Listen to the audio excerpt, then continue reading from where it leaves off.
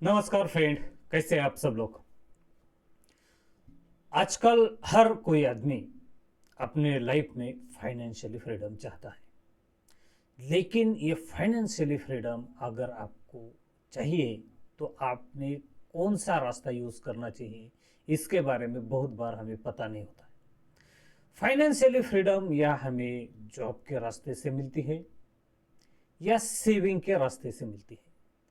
लेकिन सेविंग हम तब कर पाते हैं जब हम कहाँ से कमाई कर पाते हैं या जॉब करते हैं तब। लेकिन बहुत लोग 9 to 6 का जॉब करने के लिए नहीं चाहते। वो चाहते हैं कि हम ये जॉब में ना पड़े, लेकिन हमें पैसे कमाने के लिए जॉब तो करना पड़ता है। लेकिन फाइनेंशियली फ्रीडम अगर आपको चाहिए तो आप जॉब के रास्ते से या किसी तरह से काम करके या कोई और बिजनेस करके अपनी जो सेविंग है उसे अच्छी तरह से बढ़ाएंगे, तब जाकर आप फाइनेंशियली फ्रीडम पा सकते हैं। लेकिन फाइनेंशियली फ्रीडम पाने के लिए आपको शेयर मार्केट में ही आना पड़ेगा। और शेयर मार्केट में या आप ट्रेडिंग करेंगे या इन्वेस्टिंग करेंगे। ट्रेडिंग में बहुत बार हम जो भी फंड डालते हैं, हमें पहले बार पता न होने की वजह से बहुत बार हमारा फंड पूरी तरह से ख़त्म हो जाता है और हम फाइनेंशियल फ्रीडम तो नहीं बन पाते। लेकिन फाइनेंशियल अपनी पूरी ग्रोथ निकल जाने के बाद हमें पता ही नहीं चलता कि हम आगे जाकर क्या करें, क्योंकि हमारा बहुत सा ऐसा फंड है वो कहीं ना कहीं हम गंवा चुके होते हैं। लेकिन जब हम इन्वेस्टमेंट करते हैं तो क्या हम वन टाइम इन्वेस्टमेंट करते हैं या एसआईपी करते हैं, या आप म्यूचुअल फंड में करते हैं या कुछ और जगह पे एसआईपी करते हैं, इस पर हम चर्चा करने की कोशिश करेंगे। बहुत टाइम हमें इस बात पर वीडियो बनाने की कोशिश कर रहे थे।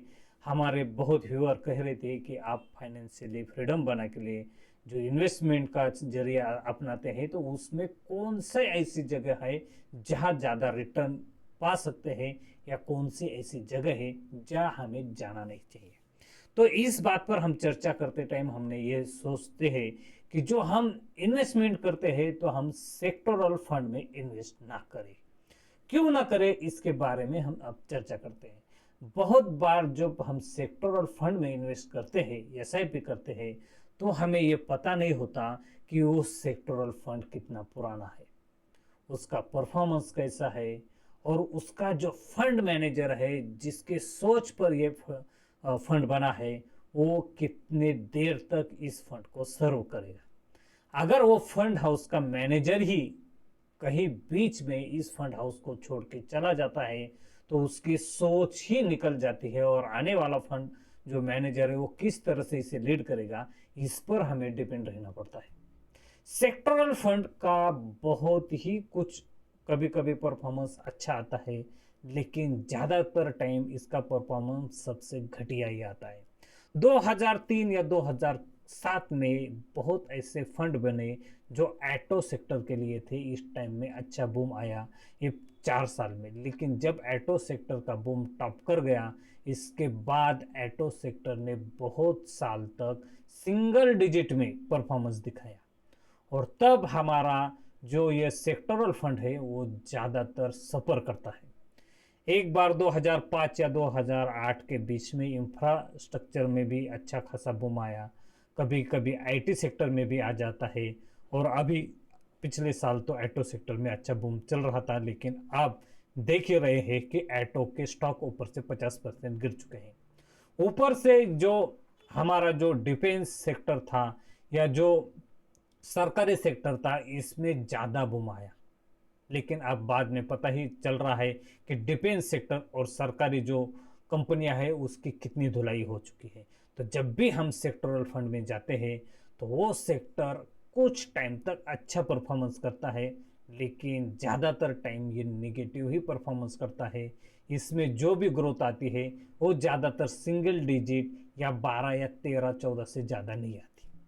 तो सेक्टरल फंड में कभी भी इतनी बड़ी मात्रा में पैसा ना लगाए कि आपका फंड और आपका जो फ्रीडम है वही कहीं ख़त्म ना हो जाए। क्योंकि हम फंड इसलिए लगाना चाहते हैं कि हमें फाइनेंशियली फ्रीडम मिले। लेकिन फंड कहीं गलत हाथों में चला गया तो फंड तो मिलेगा नहीं, लेकिन हमारी फ्रीडम भी चली जाएगी।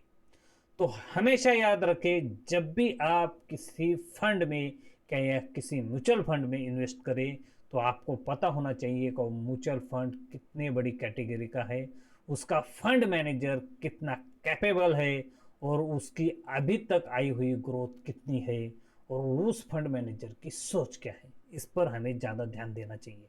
ऊपर से हमें हमेशा याद रखना चाहिए कि उस फंड अपवर्ड में है वो सेक्टर या डाउनवर्ड में है।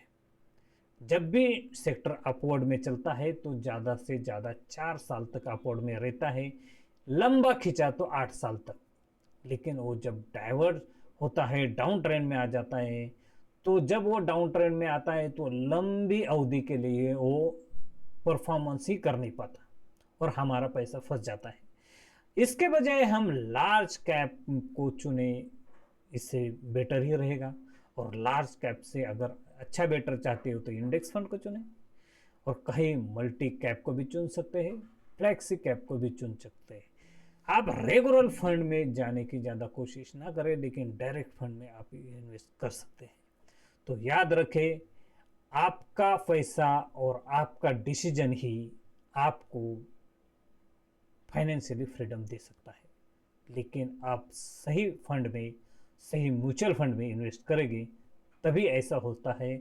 और इसलिए हम हमेशा हर को सलाह देने की कोशिश करते हैं कि आप जब भी इन्वेस्ट करें, कम से कम सेक्टोरल फंड में इन्वेस्ट ना करें, क्योंकि इसका जो भी ग्रोथ है वो सबसे कम होता है। ओके, ये वीडियो अच्छा लगा तो लाइक करें, और किसी फंड के बारे में आप ज़्यादा जानना चाहते हैं तो उसके बारे में ज़रूर कमेंट्स करें, हम इस पर वीडियो बना देंगे। Thank you, take care, bye bye.